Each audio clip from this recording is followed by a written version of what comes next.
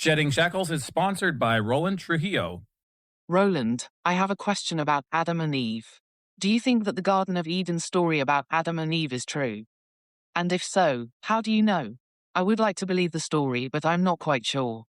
Thank you for your answer, and thank you so much for what you do. That's a really good question.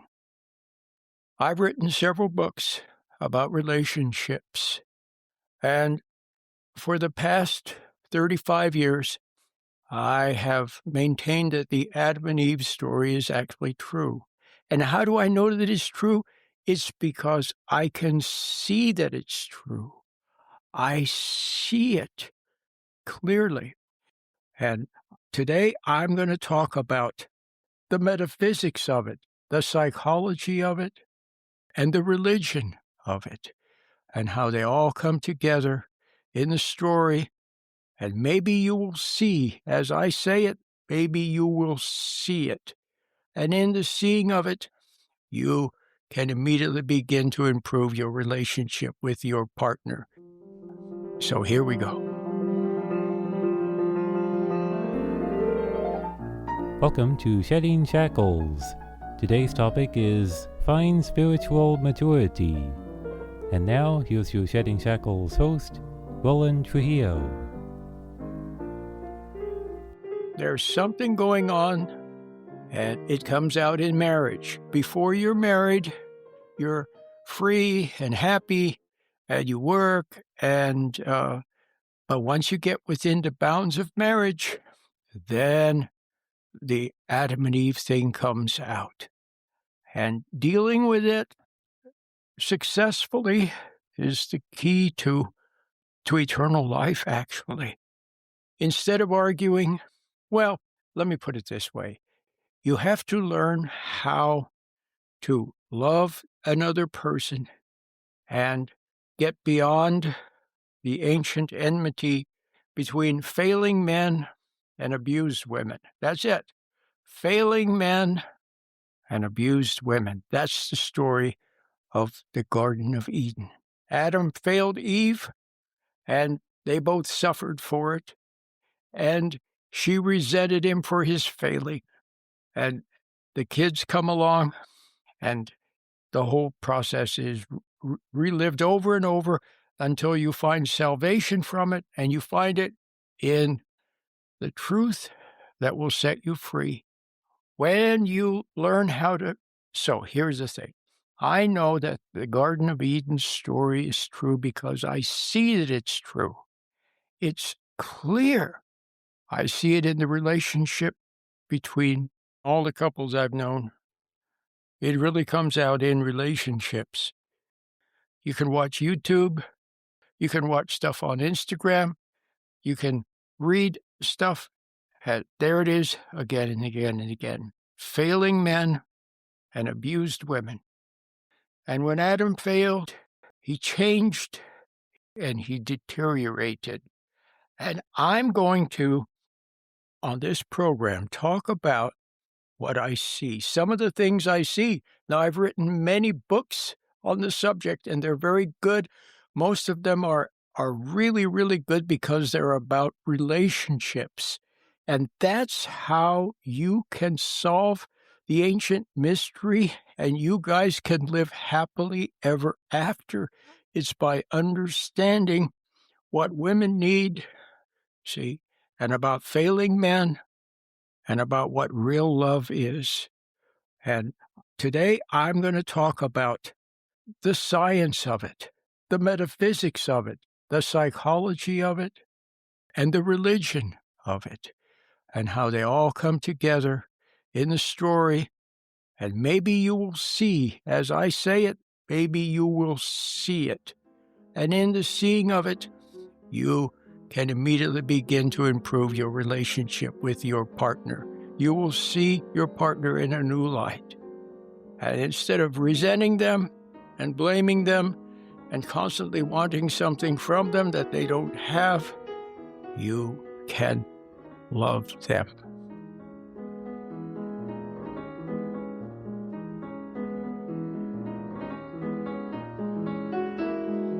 You're listening to Shedding Shackles with Roland Trujillo. Christian stress management on the radio for over 34 years.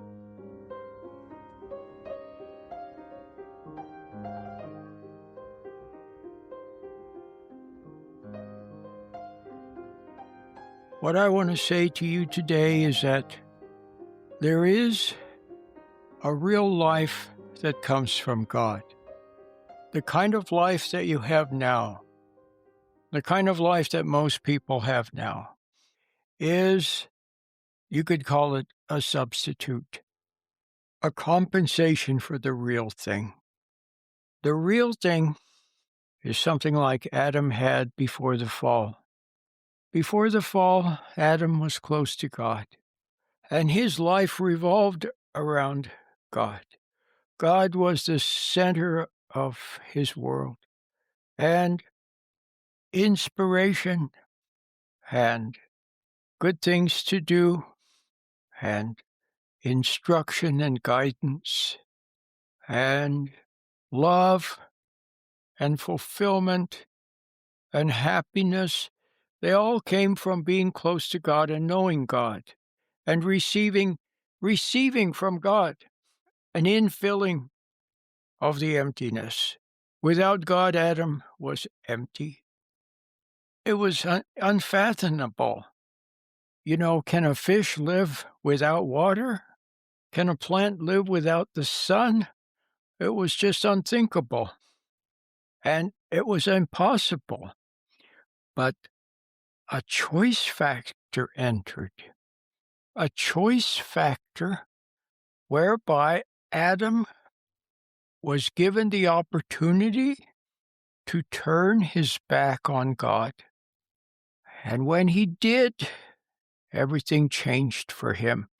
He literally changed, because now whatever life that he would have, whatever compensated existence that he could eke out, it had to come from it had to come from somewhere else and not from God.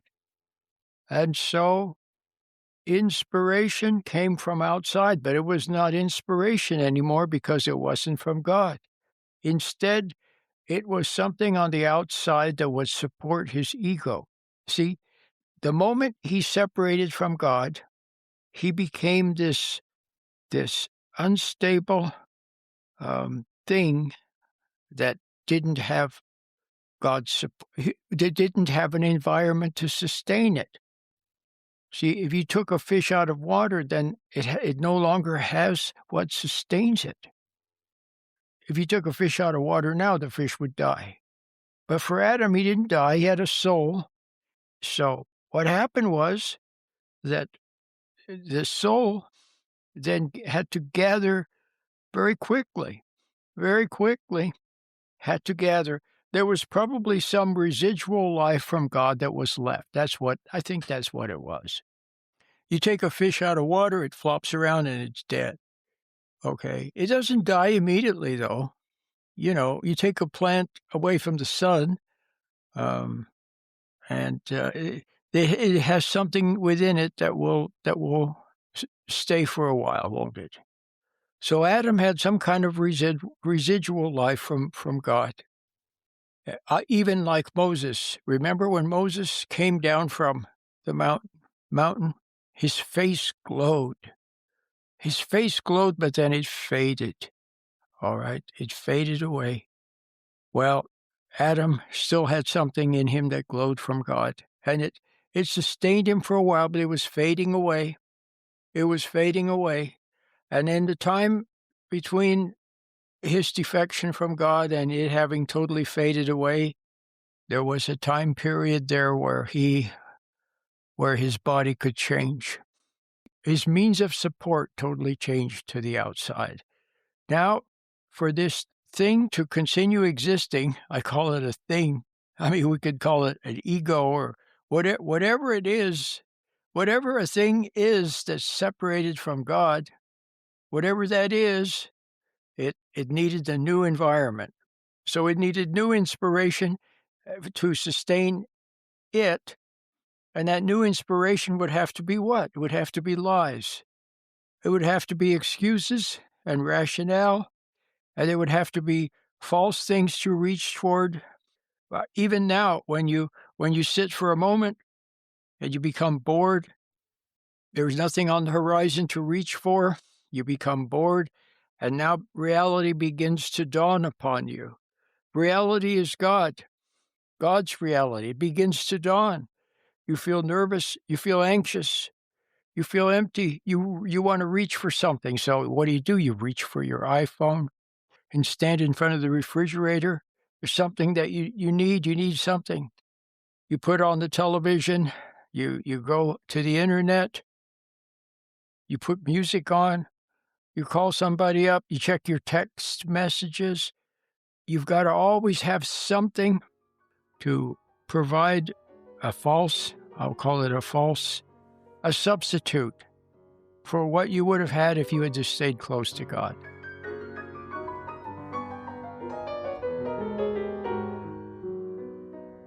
You're listening to Shedding Shackles Radio. Hi, my name is Andrew. You're listening to Shedding Shackles with your host Roland Trujillo, which airs weekends on this station. Roland brings old-time religion to life as he talks about repentance and turning back to God. Roland makes a new program every week just for the radio listener, so be sure to take advantage of this special resource. Roland wants you to know that Shedding Shackles is easy to find at your favorite podcast place. Just look for Shedding Shackles. Roland says that since his program is only on the radio once or twice a week, you really should check out the podcast so you can listen again. Thanks and blessings. Do you have a friend or someone in your family who is stressed out and who you think might benefit from a little stress management exercise? Why not have them check out Sitting Quietly? Just go to sheddingshackles.com and look for Sitting Quietly. Welcome back. And now, here's Roland.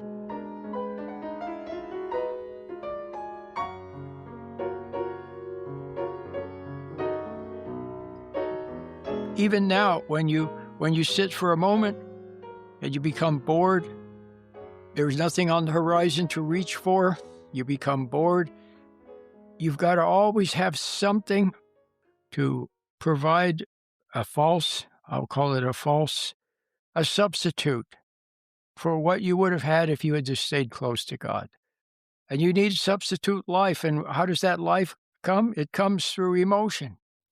When you are excited, when you are angry, when you're full of passion, when you're full of rage, when you're full of lust, then you feel this life, this animal life.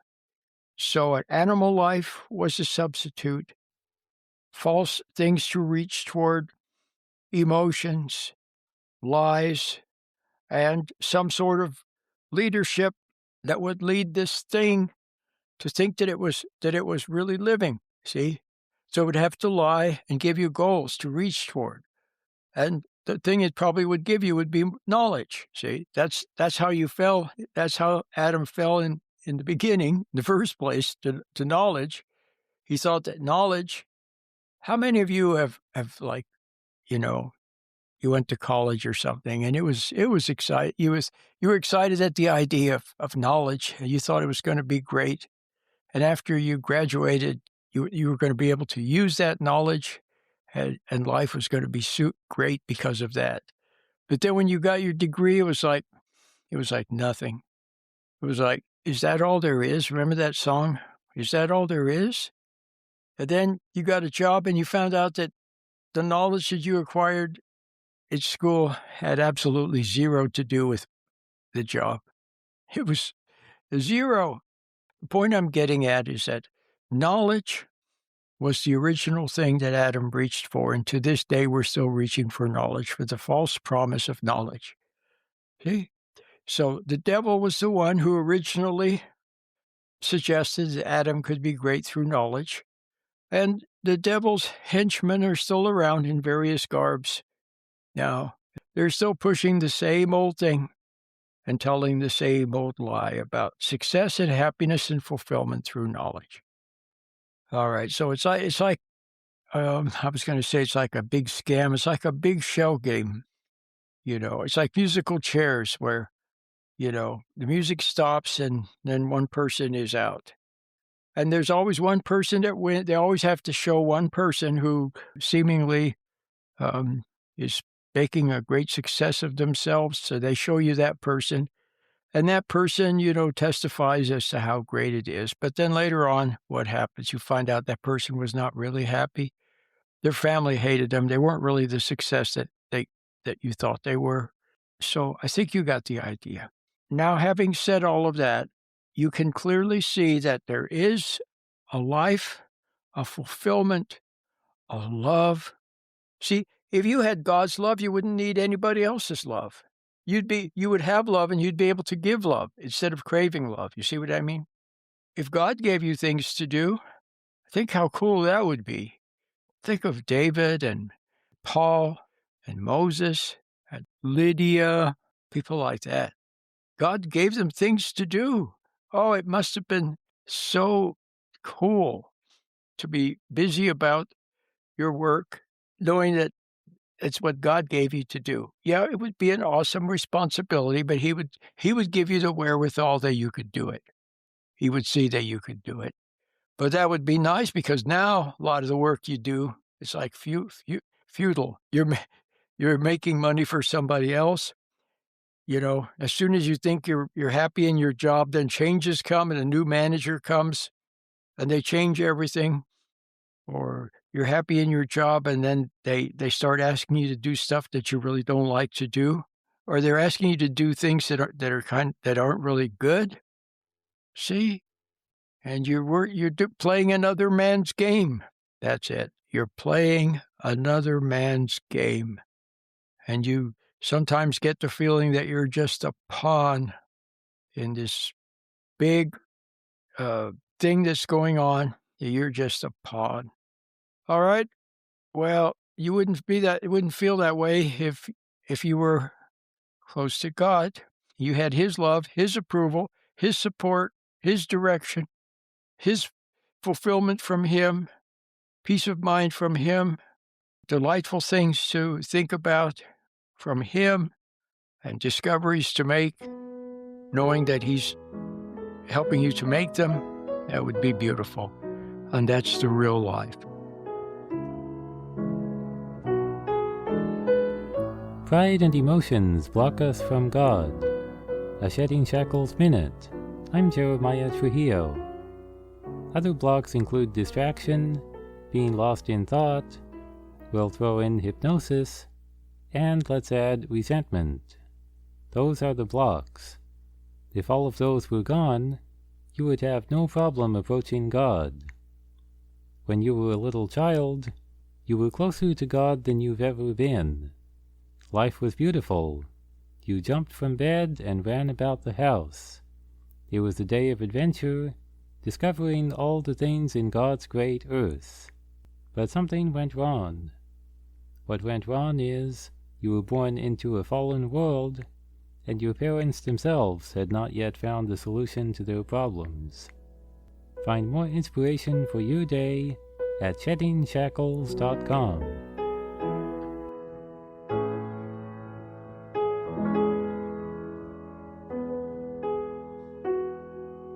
Now, the other thing is that Adam began to change physically. He had to eat food I think that probably, this is speculation on my part, but I think that probably before the fall he didn't have to eat. But after the fall he had to eat. Yeah, before the fall, maybe he could eat, and there was a small amount of pleasure involved in it, I guess. Maybe the special life from God could use some minerals from the earth with which to construct and sustain the body, perhaps. Kind of like a plant. See, the only thing a plant needs is like what? Water and carbon dioxide and a few minerals from the ground. That's all. Just a few minerals, like not even a 1/10 of the salt shaker's amount of minerals it needs. Just practically very, very little. And some carbon dioxide and some water and sunshine. So it lives on sunshine. and a little bit of water, a little bit of carbon dioxide, a couple of little minerals. See, and those are used to put together what the sun is energizing. So the life is from the sun. So Adam's life came from God, and he probably needed a couple of minerals. So yeah, I guess he could eat, but he didn't have to eat for total. See, now we have to digest food, and we have to burn calories. See, to stay warm, to build up warmth. But Adam, he could live from God's light and love. He lived on God's light and God's love. But now you have to eat and eat and eat, and you look for love from the food, and the food betrays you. See? So I think you got the idea. But now see what happens is, so as we go through life, just as, remember I said that in the beginning, Adam had some residual life from God, and then it faded away. And during that time, he had to construct another metabolism, another kind of metabolism, and a whole different kind of life. Well, in a similar way, we are born, we come into this world as little children, and we're given a life force from God. And then we use that life force, and we're given 70 or 80 years, maybe. If we're lucky, we're given that amount of time to use the life force to make a few mistakes. We begin like everybody else, compensating. We're egos, we're compensating. We're dependent on the world. We look to the world, see, and we do all of that. And it's natural. That's the way we're born. We're born fallen. See, Adam, we're born fallen because we're of the lineage of Adam and Eve. But we're given enough life force in the beginning that if we use it wisely, and we don't go around filled with rage at everybody and use up our life force, and we have time, he gives us enough time so that we can see that the life that we have now is a compensated life, and to yearn for something else, and to search for something else, see, which he makes you aware. See, people wouldn't be searching. You wouldn't realize that there's something missing in life, and you wouldn't search if there really wasn't something different and something worth searching for.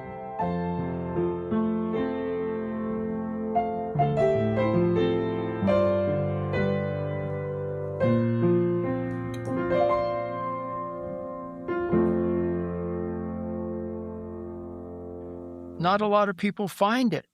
They get diverted. See, they get diverted to the wrong thing, or they become resentful and give up.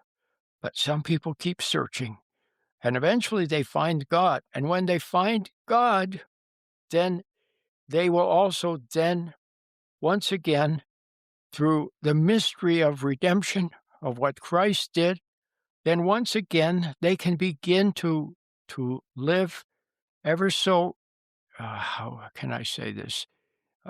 Beginning with very, very little light and life being taken in and absorbed from God. And then it builds and builds and builds until one day you are totally dependent upon Him. In the beginning, you can only take in a little bit. See, you're totally compensated. You're totally changed and adapted to this world in which you live. This dog-eat-dog world of people getting over on each other and tricking each other and fooling and betraying each other and using each other and lying to each other. See? And you react emotionally to all of that. And so you have, and reaching out into the world, and the more you reach, the less fulfillment you have, the more empty you feel.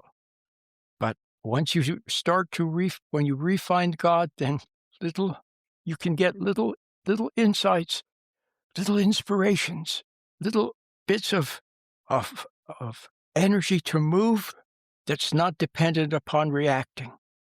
You can move without it being a reaction. You move in your own time and space with an energy that comes from God and is not derived from animal life. You see what I mean? And then as time goes by, more and more and more, until one day you are transformed, totally transformed, and then you live forever with God. It's so beautiful. But it begins by seeing that something is missing but not resenting it. See, that's the problem. You know, a lot of husbands, a lot of wives, a lot of teenagers, a lot of kids, a lot of young people, a lot of 30-something people, 40-something people, 50-something, 60-something people, they sense that something's missing, but you make the mistake of resenting. You resent your wife. See, Adam looked to her. He got advice from her and direction from her, and who was standing behind her instead of God. All right, well, you're still doing the same thing. You're looking to her for love and for support, and she'll give it to you. Yeah, but you got to learn to not need support from anybody. You have to learn to get it from God. Then you can have love, and you will be able to give love. You see, when you have love from God, then you won't be needy for the love of the world. So sometimes you drive people away. You're so needy, you drive them away. All right, so you got the idea? All right, so, I forgot what I was going to say. Oh, but that's the big mistake, resenting other people. Stop resenting other people. Don't resent your teacher, your pastor, your doctor, your wife, your husband, your kids, your boss. Stop resenting people. Stop looking to them for life. All right? Yeah, you can cooperate with them. You can work with them. You can mutually help each other, but don't look to them for support and life. Look to God for life. That's what I wanted to say to you today.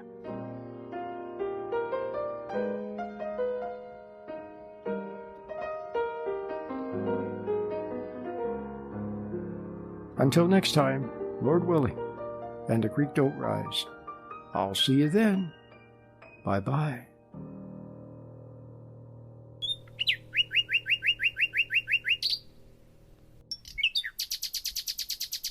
You have been listening to Shedding Shackles with your host, Roland Trujillo. Now you can listen to Roland anytime by logging on to www.sheddingshackles.com. You'll find lots of free, helpful information, and you can also order materials or make a donation by using your credit card. Once again, the web address is sheddingshackles.com. Shedding Shackles is sponsored by Roland Trujillo.